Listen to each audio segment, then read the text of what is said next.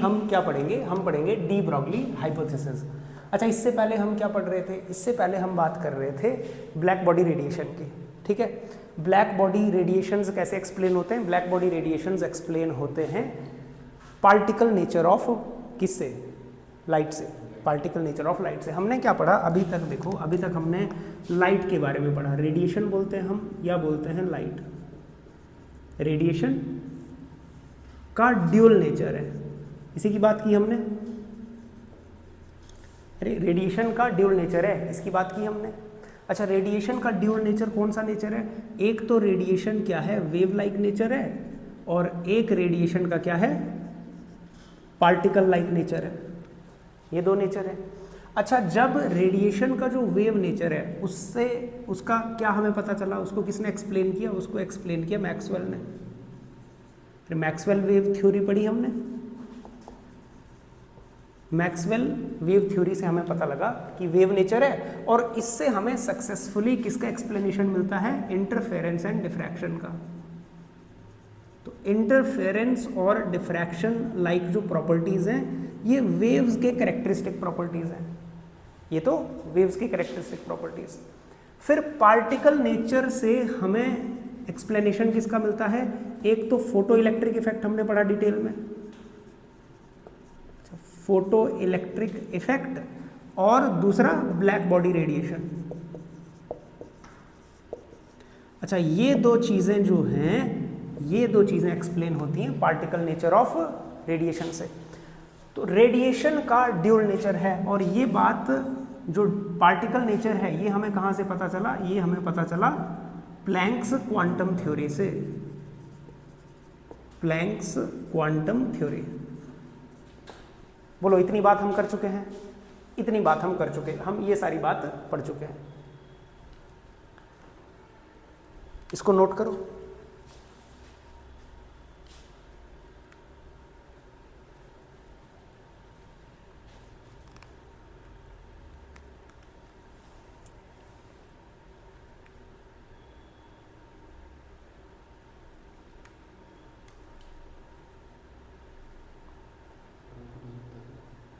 क्या हो गया? कोई ना,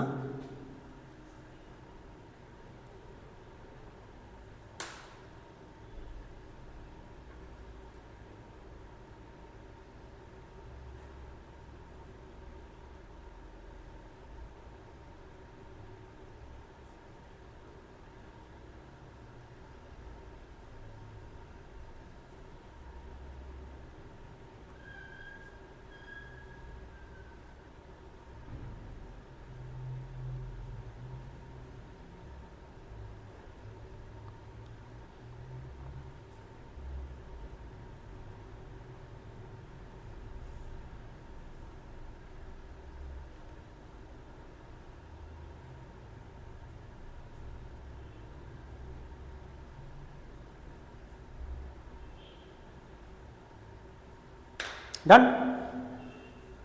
अच्छा, अब हमें डी ब्रॉगली ने कहा कि जिस तरह से रेडिएशन का ड्यूल नेचर है, रेडिएशन का particle as well as wave nature है, तो फिर मैटर का भी ड्यूल नेचर होना चाहिए। माने डी ब्रॉगली जो हाइपोथेसिस है ये किसके बारे में बता रहा है? ये बताएगा ड्यूल नेचर ऑफ मैटर। अरे अभी तक बात किसकी हो रही थी? Dual nature of radiation. Radiation का ड्यूल नेचर है, रेडिएशन फोटोन भी है, वेव की तरह भी है।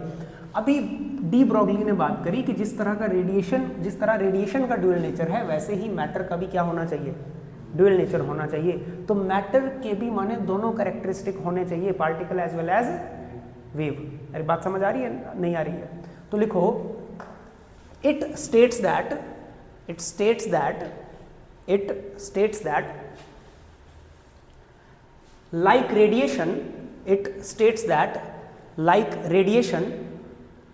like radiation, matter should also exhibit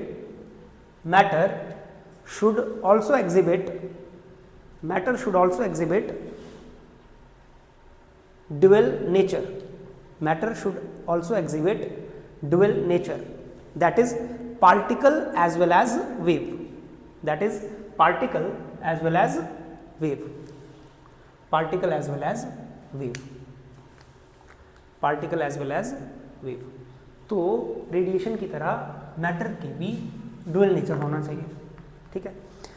अच्छा, इसके लिए उन्होंने हाइपोथेसिस के लिए, देखो तुम्हें क्या पता है, तुम्हें ये पता है कि भाई जो एनर्जी होती है, एनर्जी हमने निकाली है, energy is equal to h into nu या hc बाई लैम्डा। तो हम जानते हैं, हम क्या जानते हैं कि भाई जो एनर्जी है फोटोन की वो क्या होती है, वो होती है hc अपॉन लैम्डा। अरे फोटोन की एनर्जी ये होती है hc अपॉन लैम्डा। ये हमें कहाँ से पता चला है? प्लैंक्स क्वांटम थ्योरी से। अरे एनर्जी क्या होती है? hc अपॉन लैम्डा होती है। अच्छा, ऑल्सो जो एनर्जी होती है किसी फोटोन की वो E is equal to mc square भी होती है। ये रिलेशन कभी तुमने देखा होगा। एनर्जी क्या होती है? E is equal to mc square. m माने यहाँ पे मास होता है, m कौन है यहाँ पे? अच्छा, मास के बारे में भी थोड़ी सी हम बात करेंगे। तो फिर हम क्या कर सकते हैं, फिर यहाँ से हमें ये समझ आ सकता है कि भाई यहाँ से तो hc over lambda should be equal to mc square. अरे बोलो, बात समझ आती है? और अगर एक c से एक c कैंसिल हो जाए तो तुम्हें ये समझ आता है कि h over lambda should be equal to m into C. और यहाँ से अगर मैं लैम्डा निकाल लूँ तो mc डिवाइड में चला जाएगा। अरे लैम्डा निकाल लूँ तो ये हो जाएगा h ओवर, बोलो बात समझ आती है नहीं आती है? What is this lambda? ये वेवलेंथ है। ये क्या है? किसकी वेवलेंथ है?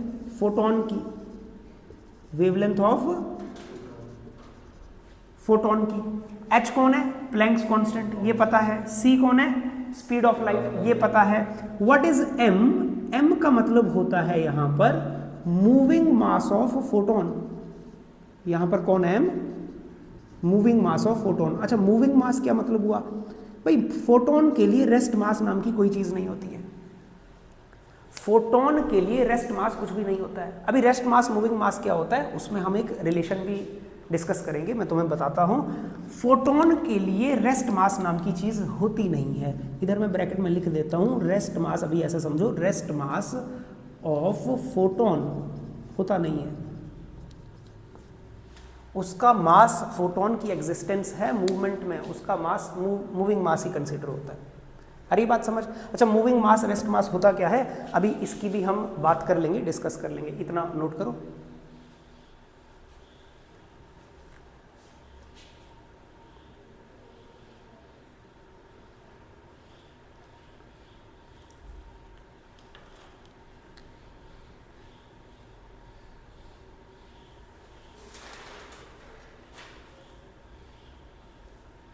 बोलो, इतनी बात हमें समझ आई?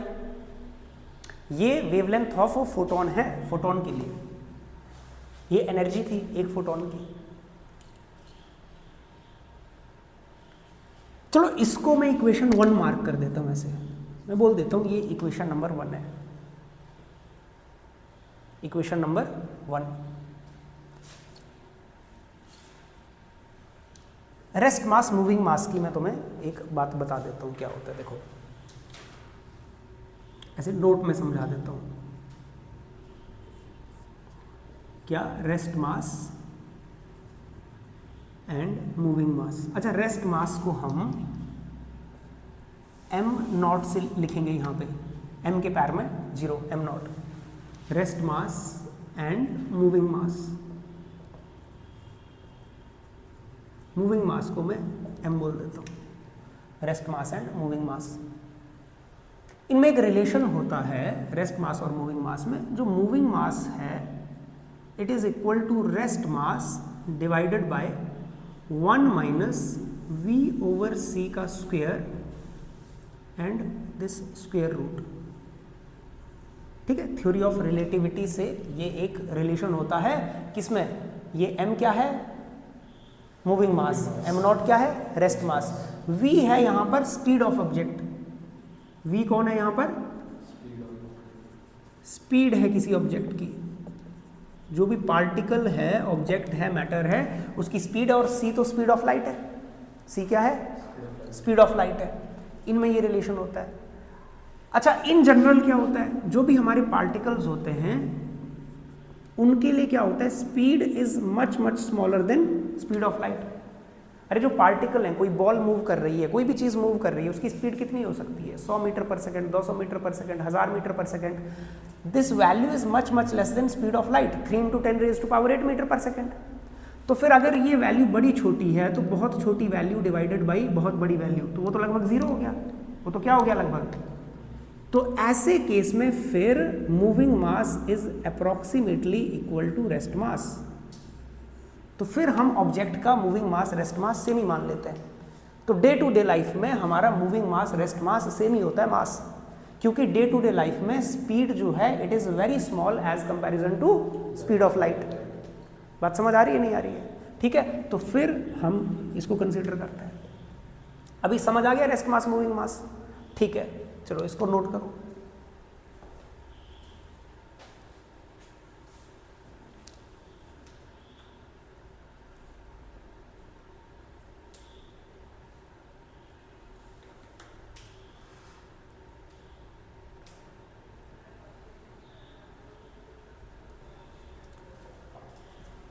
अच्छा, इसको हमने अगर नोट कर लिया तो अब देखो, अब यहां से जो इक्वेशन 1 है, डी ब्रॉगली ने क्या कहा, बाय एनालॉजी, मैंने कंपैरिजन से देख के, अरे फोटोन की स्पीड होती है c speed of light, day to day life में जो पार्टिकल चलेगा उसकी स्पीड होगी v, मास तो उसका होगा ही होगा। अरे डे टू डे लाइफ के पार्टिकल के लिए मास, रेस्ट मास और वो दूसरा मास मूविंग मास सेम ही होगा। तो by analogy de Broglie, by analogy de Broglie proposed, उन्होंने अपनी हाइपोथेसिस में क्या बोला, हम इसको बोलते हैं डी ब्रॉगली वेवलेंथ, कि जो वेवलेंथ है एक मूविंग वेवलेंथ किसकी, एक मूविंग मटेरियल पार्टिकल की, उसकी वेवलेंथ क्या हो जाएगी, h divided by m into v. अरे उसकी स्पीड तो v होगी, और इसको बोलते हैं डी ब्रॉगली वेवलेंथ। क्या है ये, D Broglie wavelength. What is D Broglie wavelength, the wavelength associated with moving material particle. m मास है पार्टिकल का, m क्या है, मास है, तो मूविंग मास रेस्ट मास पार्टिकल के लिए एक ही मास होता है, m क्या है यहां पर, मास, मास ऑफ पार्टिकल, v क्या है यहां पर, स्पीड ऑफ पार्टिकल, और h तो हमें पता है प्लैंक्स कांस्टेंट है।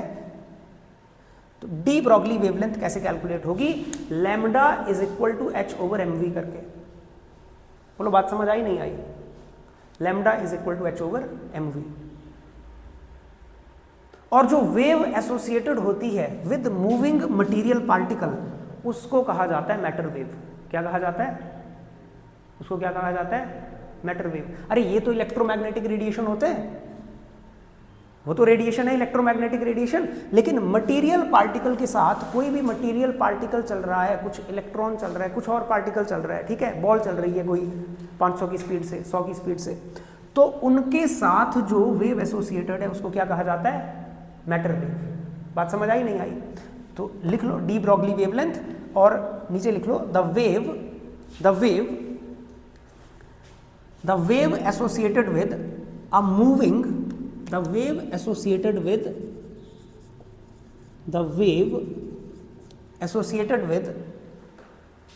अ moving material particle, the wave associated with a moving material particle is known as matter wave. उसको हम क्या बोलते हैं, मैटर वेव। बोलो इतनी बात समझ आई नहीं आई? ठीक है, कंपैरिजन से पता लग गया ना यहां से। अरे फोटोन के लिए अगर स्पीड c है तो पार्टिकल के लिए स्पीड v होगी। पार्टिकल का मास सेम ही होता है, क्योंकि पार्टिकल की स्पीड बड़ी ज़्यादा हो नहीं ना सकती, स्पीड ऑफ लाइट के कंपैरिजन में वो कम, ये डिवाइड करके स्क्वायर करेंगे लगभग 0.00 कुछ बड़ी छोटी वैल्यू आनी है। ठीक है, आ रही बात समझ? ठीक है, अच्छा इसको इसी फॉर्मूले को ऐसा भी लिख सकते हैं, तुम्हें पता है मास इंटू वेलोसिटी को मोमेंटम बोलते हैं। अरे मास इंटू वेलोसिटी को क्या बोलते हैं? मोमेंटम। तो इसको हम ऐसा भी लिख सकते हैं कि जो डी ब्रॉगली वेवलेंथ है it is h over mv which can be written as h over p where p is linear momentum या मोमेंटम। p कौन है? मास इंटू वेलोसिटी के प्रोडक्ट को बोलते हैं, लीनियर मोमेंटम को बोलते हैं p। और ये फॉर्मूला हमारा न्यूमेरिकल्स में काम आएगा, बहुत वेरी वेरी इंपॉर्टेंट। ये आएगा हमारा डी ब्रॉगली वेवलेंथ, हम इस फॉर्मूले का यूज करेंगे कैलकुलेशन के लिए। Lambda is equal to h over mv which is equal to h over p। बोलो बात समझ आई नहीं आई? चलो नोट करो इसको, फिर इससे रिलेटेड कुछ इंपॉर्टेंट पॉइंट्स की बात करते हैं।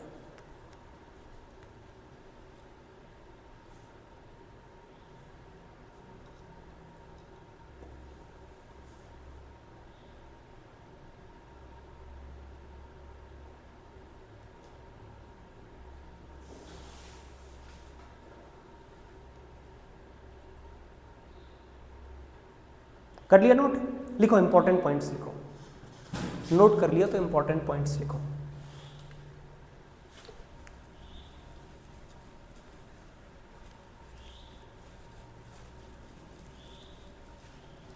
अच्छा, पॉइंट नंबर 1।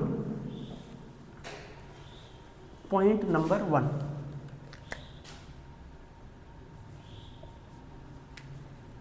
पॉइंट नंबर 1 तो हमारा ये फॉर्मूला ही है कि भाई ये हमें याद ही रहना चाहिए। डी ब्रॉगली वेवलेंथ क्या होती है? h ओवर mv, या इसको बोलते हैं h ओवर p। ये हमारा फर्स्ट पॉइंट है। अच्छा, कभी कभी इसका हमसे ग्राफ पूछा जा सकता है। अब ग्राफ मैंने तुम्हें बताया कैसे ड्रॉ होते हैं। हमसे कभी कभी ग्राफ पूछता है, लैम्डा क्या है? h over p। अरे लैम्डा है h ओवर p। बोलो बात समझ आती है नहीं आती है? h तो एक कांस्टेंट है। h क्या होता है? कांस्टेंट है। तो तुम ऐसे बोल सकते हो lambda is inversely proportional to linear momentum. Lambda is inversely proportional to, तो इनवर्स प्रोपोर्शनैलिटी का जब तुम्हें ग्राफ बनाना है, ये होता है y, ये होता है x, तो ये होता है y और ये होता है x। इनवर्स प्रोपोर्शनैलिटी का ग्राफ क्या बताया? Rectangular hyperbola. अभी तो बात की थी थोड़े टाइम पहले। तो इस तरह का ग्राफ बनेगा y वर्सेस x। x नहीं है ये, x की जगह कौन है? p। और y की जगह कौन है? लैम्डा। तो लैम्डा वर्सेस p का जब ग्राफ बनाएंगे तो ऐसा ग्राफ बनेगा। अरे इसकी जगह अगर लैम्डा वर्सेस v का भी बना लेते, generally mass is also taken as constant. Mass को भी हम क्या कंसिडर करते हैं मेनली? अरे सेम मानते हैं। तो जनरली मास इज कांस्टेंट, और हम ऐसे केस में ये भी बोल सकते हैं कि lambda is also inversely proportional to v। अरे h कांस्टेंट, m कांस्टेंट। तो अगर मुझे वेवलेंथ वर्सेस स्पीड का भी ग्राफ देखने को आ गया तो मैं उसको ऐसा ही बनाऊंगा। बोलो बात समझ आई नहीं आई? इनवर्स प्रोपोर्शनैलिटी का ग्राफ फॉर्मूला आएगा न्यूमेरिकल्स के लिए, और ग्राफ अगर हो तो डायरेक्ट हम ऐसे उसको ड्रॉ करेंगे। बोलो इतनी बात समझ आई?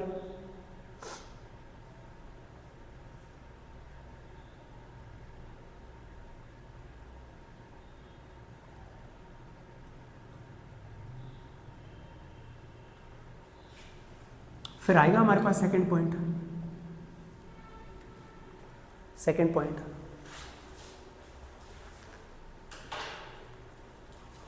अच्छा, काइनेटिक एनर्जी और मोमेंटम में एक रिलेशन होता है। जब हम फिजिक्स पढ़ेंगे, अभी तो हम केमिस्ट्री पढ़ रहे हैं, जब हम फिजिक्स पढ़ते हैं तो वर्क एनर्जी पावर में ये रिलेशन होता है हमारे पास। काइनेटिक एनर्जी और मोमेंटम में एक रिलेशन होता है। क्या रिलेशन होता है? देखो याद रखना है, अभी समझा भी दूंगा इसको।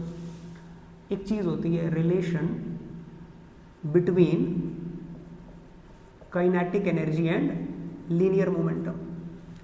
क्या रिलेशन होता है? Kinetic energy is square of linear momentum divided by 2m। ठीक है, इसको ऐसे याद रखो या इसको ऐसे याद रखो। भाई p स्क्वायर निकालोगे तो दूसरी साइड चला जाके ये क्या बन जाएगा?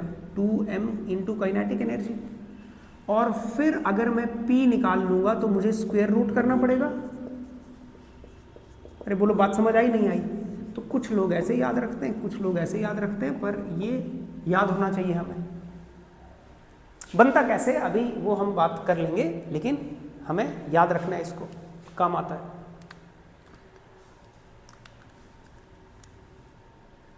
ठीक है,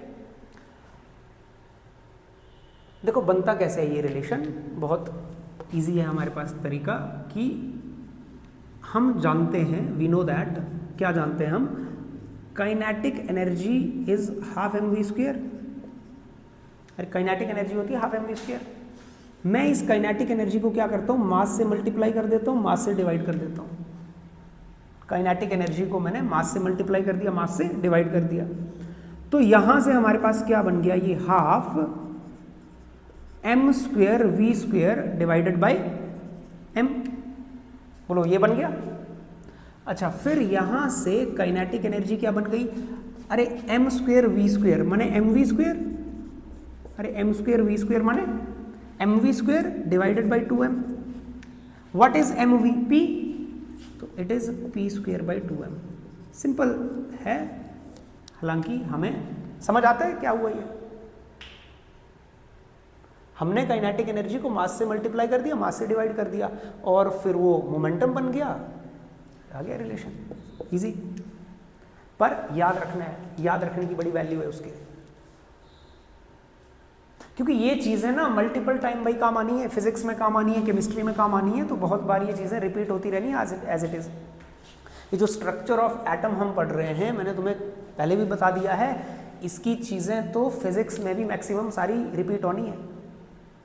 एक ही बार हम समझ लेंगे तो हमें बहुत ही उसका फायदा मिलेगा। अच्छा, इसका फिर हम यूज क्या करेंगे, अब इसका यूज क्या करेंगे ना, कई बार हमें जो सवाल आएगा पेपर में वो कैसे आएगा। नंबर 3 देखो, वेवलेंथ का फॉर्मूला है क्या, h/p, और कई बार पेपर में मास या ये वेलोसिटी ऐसे ना दिया हो, काइनेटिक एनर्जी दी हो, क्या दी हो, तो तब जो वेवलेंथ होगी, वेवलेंथ क्या होती है, h divided by p, h divided by momentum. What is momentum, 2m का रूट। तो फिर ये फॉर्मूला भी डी ब्रॉगली वेवलेंथ के लिए लिखा जा सकता है। जब काइनेटिक एनर्जी क्वेश्चन में गिवन हो तो फिर ये फॉर्मूला लगाएंगे। अरे बात समझ आई नहीं आई, जब काइनेटिक एनर्जी गिवन होगी तो ये फॉर्मूला हमारे काम आएगा। क्यों, क्योंकि हमने मोमेंटम को रिप्लेस कर दिया, किससे रिप्लेस कर दिया, 2 into mass into kinetic energy का स्क्वायर रूट। बोलो इतनी बात समझ आई, तो ये फॉर्मूला तीसरा हो गया। ठीक है, फिर चौथा फॉर्मूला एक देखो इधर। अब तुम्हें ये भी तो पता है, हम पढ़ते आ रहे हैं, अभी हमने स्टॉपिंग पोटेंशियल में भी बात की थी कि kinetic energy of a charged particle can be written as charge into its potential. Kinetic energy can be written as charge into, ये की बात हमने मल्टीपल टाइम्स। तो क्या मैं काइनेटिक एनर्जी की जगह क्यू भी लिख सकता हूँ, बिल्कुल लिख सकता हूँ। तो फिर मेरे पास डी ब्रॉगली वेवलेंथ को लिखने का एक तरीका ये भी हो गया, 2 into m into q into v. तो जब पोटेंशियल दिया हुआ हो क्वेश्चन में तो मैंने ये फॉर्मूला यूज होगा फिर। अरे बोलो बात समझ आ रही है नहीं आ रही है, अगर पोटेंशियल गिवन होगा तो फिर ये फॉर्मूला यूज करेंगे हम, काइनेटिक एनर्जी गिवन होगी तो ये फॉर्मूला यूज करेंगे, मास और वेलोसिटी गिवन होगी तो ये फॉर्मूला यूज करेंगे।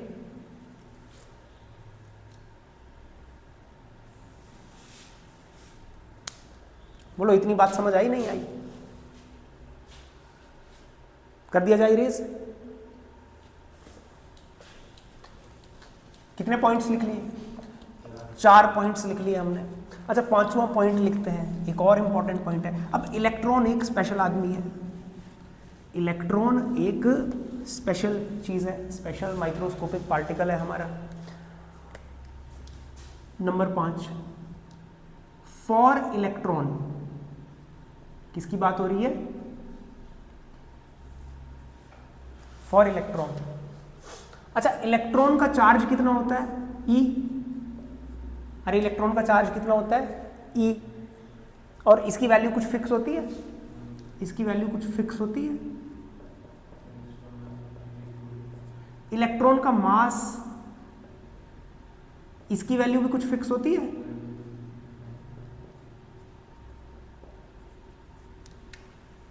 ठीक है, और प्लैंक्स कांस्टेंट तो है ही फिक्स। अरे प्लैंक्स कांस्टेंट की तो वैल्यू है ही। बोलो बात समझ आई नहीं आई? तो अगर इलेक्ट्रॉन है और उसको एक्सेलरेट किया जा रहा है सम पोटेंशियल v से, पोटेंशियल मान लो v है, पोटेंशियल क्या है देखो, फॉर्मूला क्या था हमारा अभी हमने निकाला जो 4th नंबर पॉइंट पे, h divided by 2m/q into v।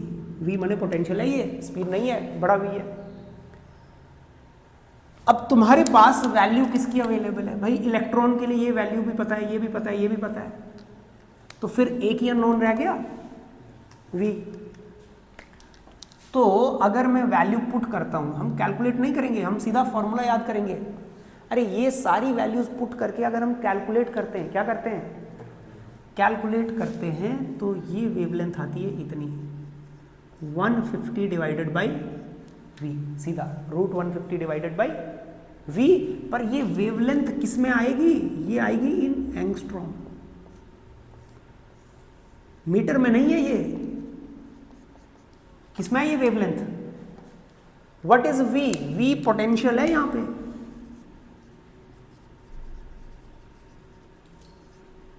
ये फॉर्मूला हमने डायरेक्टली याद रखना है, वेरी इंपॉर्टेंट, डायरेक्टली हमने इसको याद रखना है।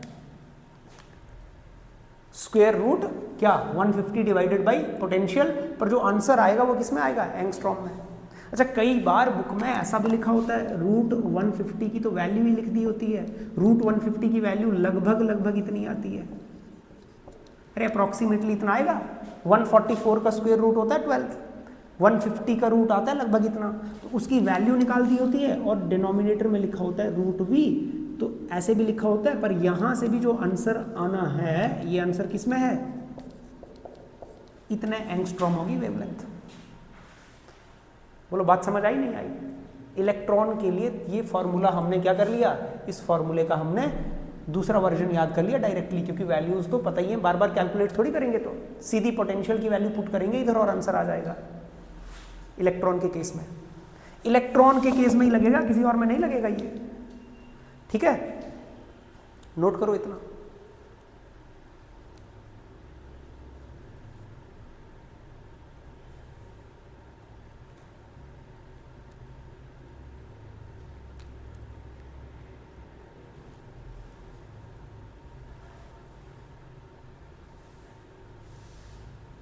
बोलो कर लिया, डन। अच्छा अब ये जो चीजें हैं, जो वेवलेंथ है, कितने पॉइंट लिख लिए हमने, 5 पॉइंट लिख लिए। ये इंपॉर्टेंट पॉइंट्स हैं पांचों के पांचों। ये हमारे पास 6 लिख लेते हैं, चलो 6th। वेवलेंथ 2 तरह के पार्टिकल होते हैं, एक होते हैं माइक्रोस्कोपिक, एक होते हैं मैक्रोस्कोपिक। एक होते हैं माइक्रोस्कोपिक, माइक्रोस्कोपिक ये भी हम बात कर चुके हैं पहले भी। माइक्रोस्कोपिक पार्टिकल्स कौन हो गए, जैसे हमारे पास कौन हो गया, इलेक्ट्रॉन हो गया है ना, प्रोटॉन्स हो गए, अल्फा पार्टिकल्स हो गए, इनकी बात हम करते आ रहे हैं, माइक्रोस्कोपिक पार्टिकल। और दूसरे होते हैं मैक्रोस्कोपिक पार्टिकल। ये मैक्रोस्कोपिक पार्टिकल बोल लो, ऑब्जेक्ट बोल लो, ये मैक्रोस्कोपिक पार्टिकल्स। जैसे मान लो कोई बॉल हो गई, ठीक है, और कोई स्टोन हो गया, कुछ भी कोई बड़ी चीज़ है, मार्कर हो गया बड़ी, ठीक है, जो जिनका मास सिग्निफिकेंट है। जो ये डी ब्रोगली हाइपोथेसिस है, ये ड्यूअल नेचर ऑफ मैटर है। अच्छा मैटर में भी वेव एसोसिएटेड होती है मूविंग मैटर पार्टिकल के साथ। अरे क्योंकि फॉर्मूले में क्या आता है, h। फॉर्मूला क्या है हमारा, फॉर्मूला है हमारा lambda is equal to h/mv, जिसकी वेलोसिटी होगी उसके लिए है बात। मोमेंटम किसका होगा, मूविंग पार्टिकल का होगा, मूविंग पार्टिकल के साथ वेव एसोसिएट होती है। तो मूविंग पार्टिकल हमारे माइक्रोस्कोपिक हो सकते हैं, मैक्रोस्कोपिक हो सकते हैं। अच्छा, जो माइक्रोस्कोपिक पार्टिकल होते हैं इनके लिए डी ब्रॉगली हाइपोथेसिस सिग्निफिकेंट है। इन्हीं के लिए कुछ वेव ऐसी आती है जो डिटेक्ट हो पाए। अभी हम सवाल करेंगे, समझ आएगा। डी ब्रॉगली जो है, डी ब्रॉगली हाइपोथेसिस, ये इज सिग्निफिकेंट या सिग्निफिकेंस है इसके लिए, ठीक है, significant. Significance of de Broglie hypothesis किसके लिए होती है? माइक्रोस्कोपिक पार्टिकल्स के लिए। इनकी जो वेवलेंथ आती है वो आती है नैनोमीटर में, एंगस्ट्रॉम में, जो कि एक्सपेरिमेंटली डिटेक्ट हो पाती है। और उसको डिटेक्ट किया भी एक एक्सपेरिमेंट होता है, जर्मर डेविसन एक्सपेरिमेंट, ठीक है। जर्मर डेविसन एक्सपेरिमेंट में इसकी एक्सपेरिमेंटल वेवलेंथ कुछ कैलकुलेट की गई, जो कैलकुलेशन, जो फॉर्मूले से कैलकुलेशन आते हैं उनसे लगभग वेरीफाइड है। जो मैक्रोस्कोपिक पार्टिकल हैं कि कोई 2 ग्राम का पार्टिकल है, 4 ग्राम का, 100 ग्राम का गेंद है, जो ऐसे पार्टिकल हैं, डस्ट पार्टिकल है, बॉल है, कुछ बड़े पार्टिकल हैं, इनके लिए de Broglie hypothesis is not significant.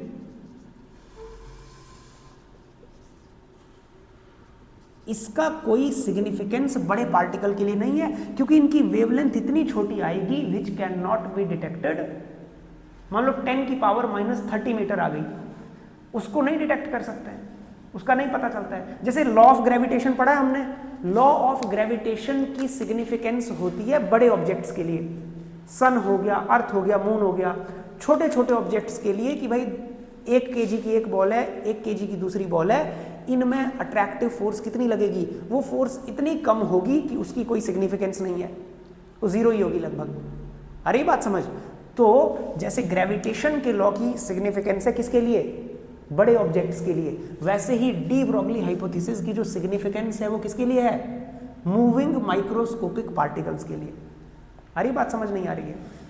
ठीक है, अच्छा ठीक है। अब इसके बाद जो हमारे पास जो इलेक्ट्रॉन है, इलेक्ट्रॉन ने डिफ्रैक्शन शो किया, एक्सपेरिमेंट किया गया, तो इलेक्ट्रॉन ने क्या किया? डिफ्रैक्शन तो किसकी प्रॉपर्टी है? वेव की। अरे इंटरफेरेंस डिफ्रैक्शन किसकी प्रॉपर्टी है? वेव की। तो इलेक्ट्रॉन का जो डिफ्रैक्शन था it was similar to like x rays. X rays की तरह ही इलेक्ट्रॉन का डिफ्रैक्शन है। एक्सरेज क्या होते हैं? Electromagnetic waves. तो माने इलेक्ट्रॉन के साथ भी वेव एसोसिएटेड है, उसका भी वेव नेचर है।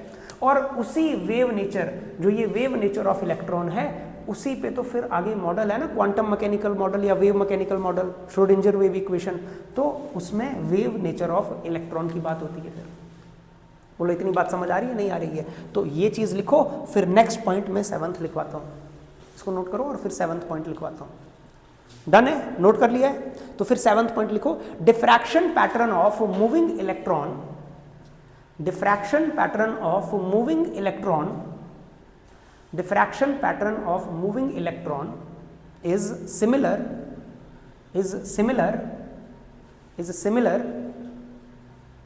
To x rays, is similar to x rays. अच्छा, एक्सरेज के साथ सिमिलर है तो उससे क्या पता लगा कि अच्छा वो मूविंग पार्टिकल है, तो उसका भी माने क्या है? वेव नेचर है। क्योंकि एक्सरेज तो क्या है? रेडिएशंस हैं, इलेक्ट्रोमैग्नेटिक रेडिएशंस, RMILUXG याद रखी थी ना हमने, याद रखना है वो पैटर्न पूरा। चलो ये बात भी हमने कर ली। बोलो इतनी बात समझ आ गई? इंपॉर्टेंट पॉइंट्स भी कर लिए, ठीक है। अब हम क्या करेंगे? अब हम इनके न्यूमेरिकल्स करेंगे कि न्यूमेरिकल्स कैसे कैसे आते हैं, कैसे न्यूमेरिकल्स होते हैं, ठीक है। चलो लिखो, पहला क्वेश्चन लिखो, लिखो फर्स्ट क्वेश्चन लिखो।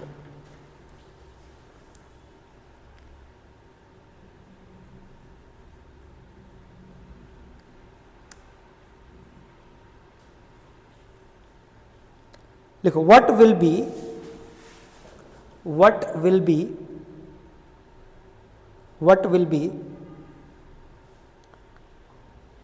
the wavelength of a ball, what will be the wavelength of a ball। अच्छा, एनसीईआरटी का ही क्वेश्चन है ये, ठीक है, एनसीईआरटी से ही हम पहले क्वेश्चन कर रहे हैं। what will be the wavelength of a ball, the wavelength of a ball of mass 0.1 kg, of mass 0.1 kg moving with moving with a velocity of 10 metre per second, moving with a velocity of 10 metre per second, moving with a velocity of 10 metre per second.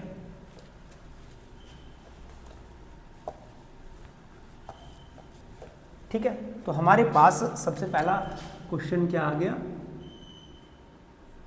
एक ball है, उसका मास कितना देके रखा है हमें 0.1 kg और उसकी वेलोसिटी कितनी देके रखी है 10 मीटर पर सेकेंड।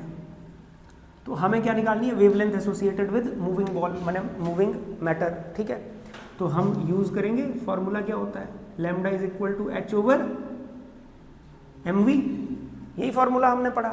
तो यहां से हमारे पास h की वैल्यू हमने पुट कर दी। अच्छा, अब तो टाइम के साथ याद ही हो जाती हैं ये वैल्यूज।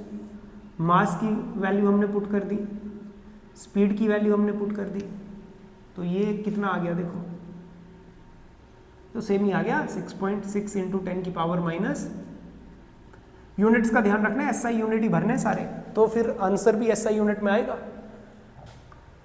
अनटिल और अनलेस जो हमने स्पेशल नोट करके लिखा था, जैसे वोल्टेज वाला फॉर्मूला है ना, पोटेंशियल वाला इलेक्ट्रॉन के लिए, कि हमने वहां पे ध्यान रखना होता है कि एंगस्ट्रॉम में आएगा आंसर। यहाँ तो स्टैंडर्ड वैल्यूज पुट करेंगे तो स्टैंडर्ड ही आंसर आएगा मीटर में। ये वेवलेंथ खुद ही देखो तुम, this wavelength is very small, क्या है ये 10 की power minus 34, extremely small wavelength. This wavelength can not be detected experimentally. ठीक है, इसीलिए हम क्या बोल रहे हैं कि जो डी ब्रॉगली की हाइपोथेसिस है वो उसका सिग्निफिकेंस क्या है, ये बड़े बड़े पार्टिकल के लिए नहीं है, जो मैक्रोस्कोपिक पार्टिकल है उनके लिए सिग्निफिकेंस नहीं है, सारा सिग्निफिकेंस किसके लिए है, छोटे माइक्रोस्कोपिक पार्टिकल के लिए, इलेक्ट्रॉन जैसे एटॉमिक सब एटॉमिक पार्टिकल्स के लिए। बोलो बात समझ आई नहीं आई? ठीक है, अच्छा ये एनसीईआरटी का एक सिंपल सा सवाल था। उसके बाद लिखो दूसरा क्वेश्चन। दूसरा question,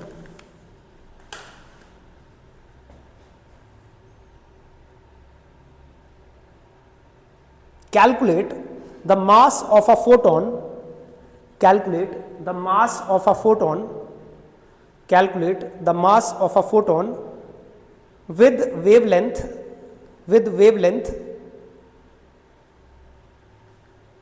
3.6 angstrom, with wavelength 3.6 angstrom, with wavelength 3.6 angstrom। अभी आपको क्या निकालना है भाई, आपको निकालना है मास किसका, फोटोन का। फोटोन की स्पीड क्या होती है, अरे फोटोन की स्पीड क्या होती है, स्पीड ऑफ लाइट। तो हम जानते हैं, क्या जानते हैं कि फोटोन की जो वेवलेंथ होगी वो होगी h divided by m into सी।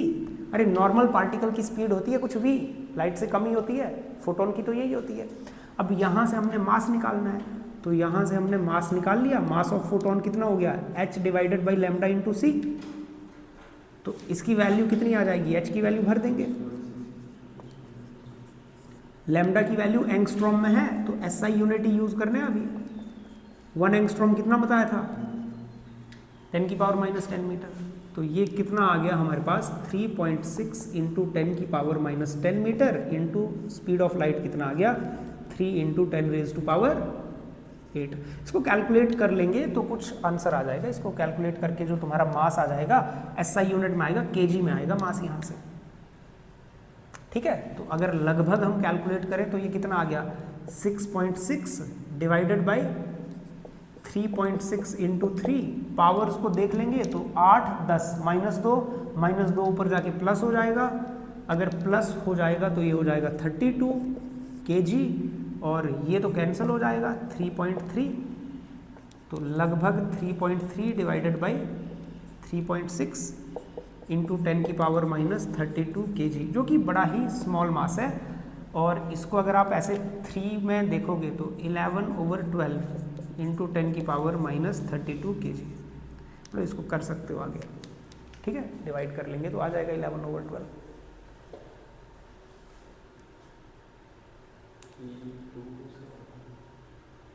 अच्छा 2 हो गया, हाँ यहाँ पे 3.3 नहीं 2.2, तो ये कितना हो गया 2 2 तो फिर किससे आया ये, फिर तो नहीं हुआ कैंसिल। चलो फिर तो क्या लिख दिया 11/18। बात समझ आई नहीं आई? 11/18 और उसको फिर आगे डिवाइड कर सकते हो 0 पॉइंट समथिंग कुछ आ जाएगा, 0.5 0.6।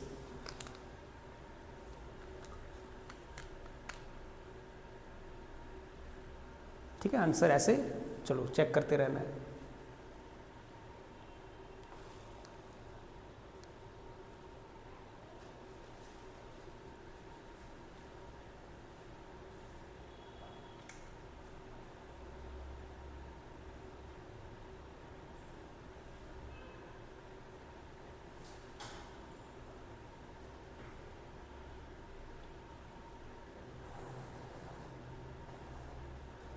हो गया डन। चलो अगला क्वेश्चन लिखो। The mass of an electron, the mass of an electron, अच्छा ये खुद ट्राई करना है तुमने, ये होमवर्क है तुम्हारा। The mass of an electron is 9.1 into, the mass of electron is 9.1 into 10⁻⁻³ kg, 9.1 into 10⁻⁻³ kg. If its kinetic energy is 3 into 10⁻⁻25 joule, 3 into 10⁻⁻25 joule, calculate its wavelength, calculate its wavelength। ये खुद try करना है और discuss करेंगे हम इसको। Next लिखो, next question.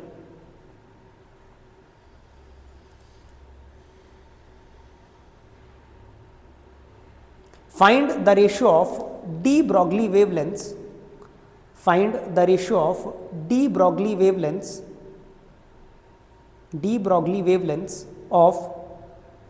of a proton and alpha particle, a proton and alpha particle,